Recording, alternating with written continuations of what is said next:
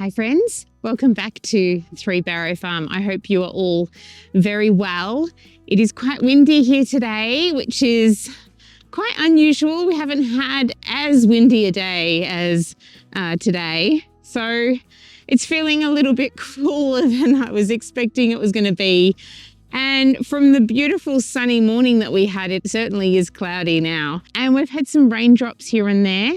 Feels a little bit like it's gonna spitter again, but I can see a bit of blue sky ahead. So hopefully I get some more time out here in the garden. And what I'm wanting to do is plant out some of my seedlings that I raised last month.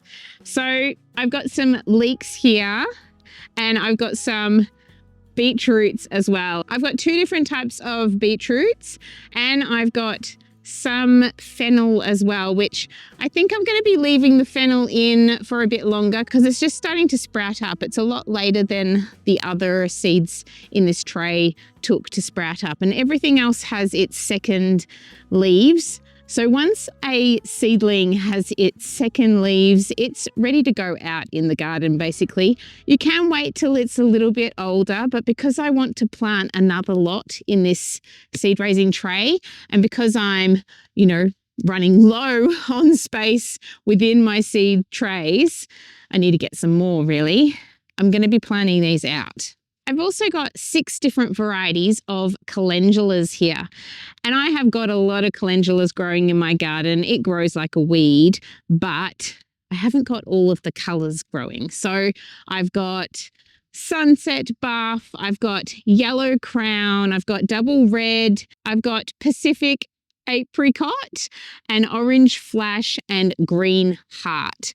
So I've got all of these to go out in the garden. Pretty much every single one came up. So I've had 100% success with germination rate on these ones. So my aim is to prepare some garden space for these beautiful flowers and these root vegetables to go into. I also want to prep the space for putting some carrot seed into the ground.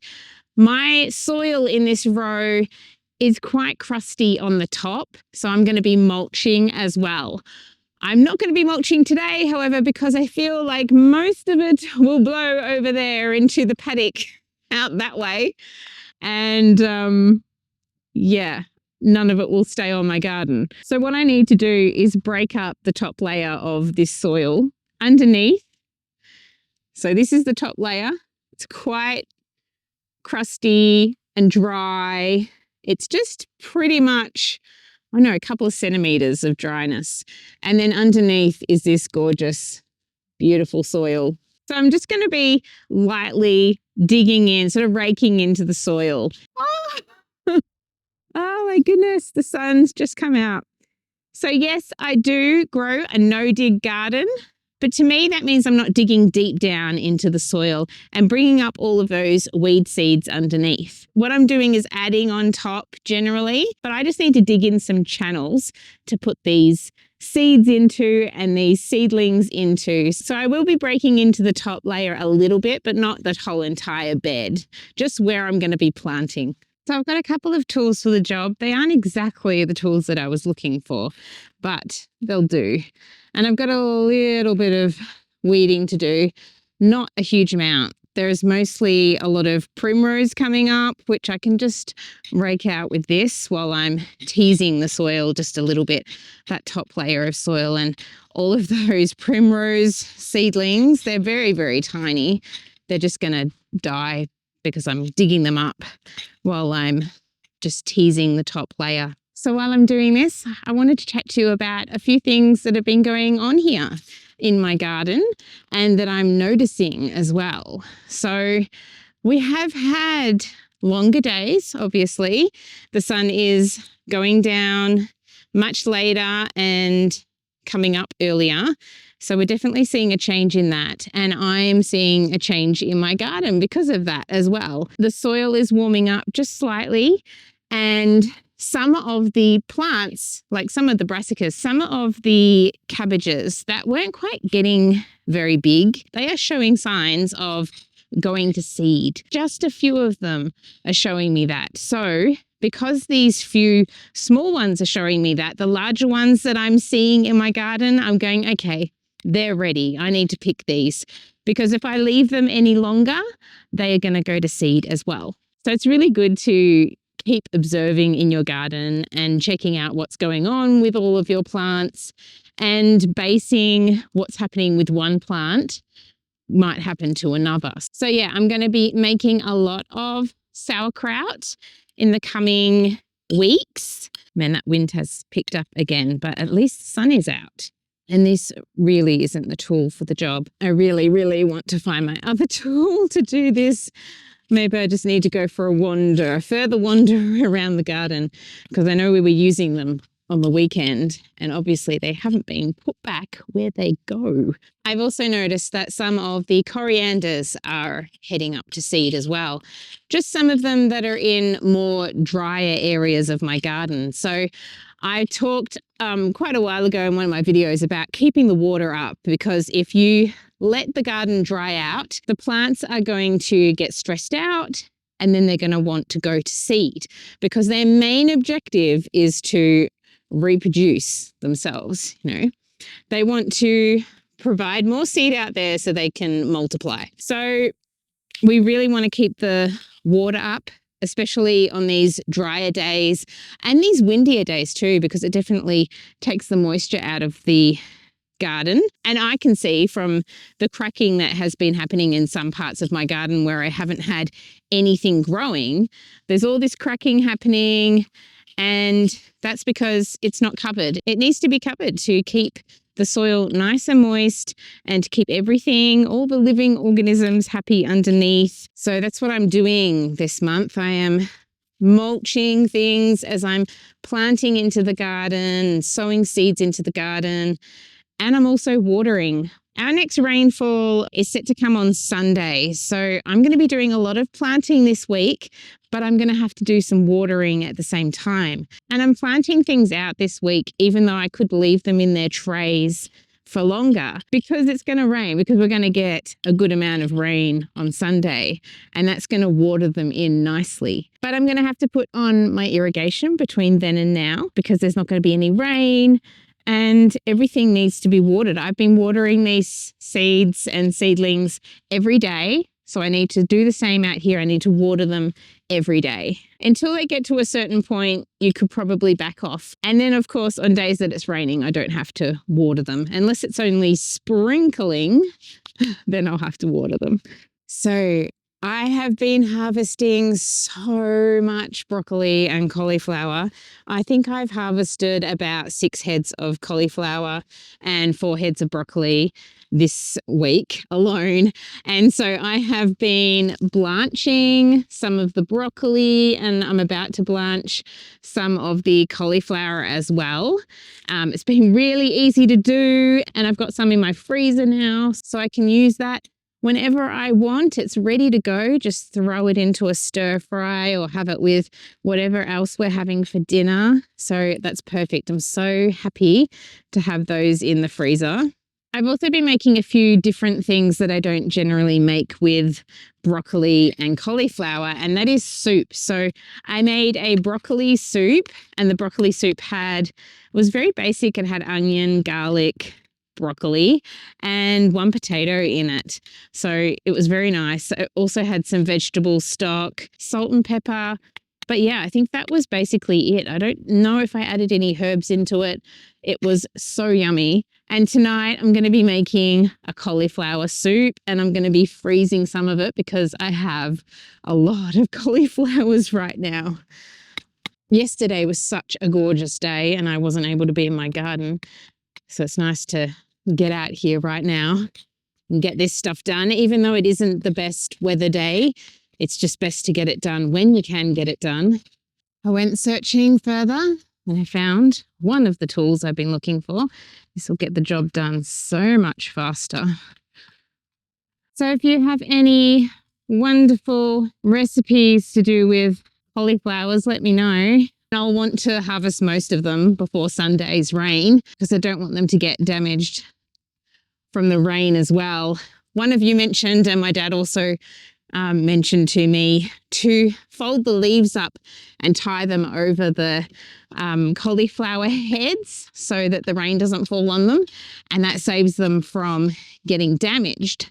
Got all these wonderful poppies coming up, and I've got these lettuces that I transplanted in this section, and they're actually creating these beautiful heads. And I don't remember ever planting lettuces like that, but obviously some seed has gotten into my garden from somewhere, and I now have these lovely lettuces that we're harvesting from quite often. Got some potatoes coming up as well. So many corianders coming up in here. I've also got some walking Egyptian onions coming up along the path up there, so just on the edge of the path.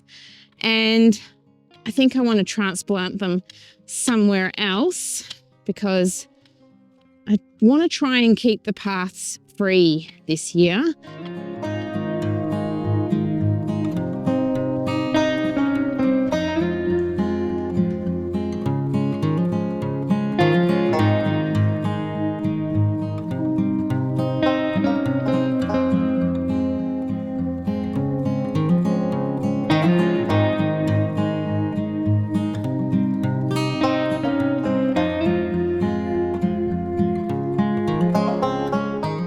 Well, friends, it's quite a few days later and I haven't been out in the garden for a little while. So we've had lots and lots of rain, and we've been doing various things around the farm to prepare for some earthworks that we're getting done soon.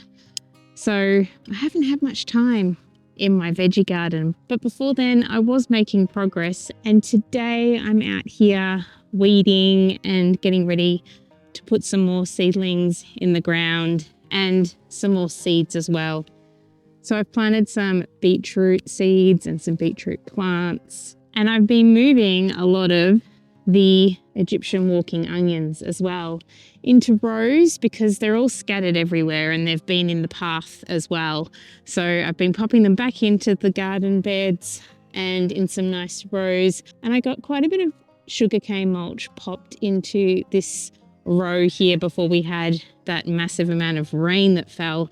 So it's really great. It's sort of pushed it all down close to the soil so it won't blow away. While I wasn't gardening over the past few days, I have been getting some things done inside the house as well. We've already started a bit of a spring clean inside, just moving on some items, mainly the kids' clothing that don't fit them anymore. So that's been great.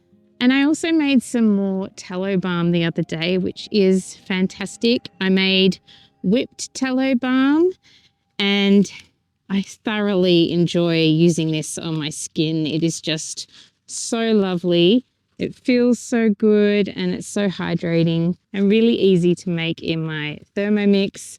I just whipped it all up in there with some macadamia oil, which is really great for your skin. And I popped a little bit of lavender essential oils in there as well. We've also excitedly started receiving these tiny incy-pincy eggs from our old English game hen that we got last year. She is laying these really cute eggs, and they're really perfect for a small meal.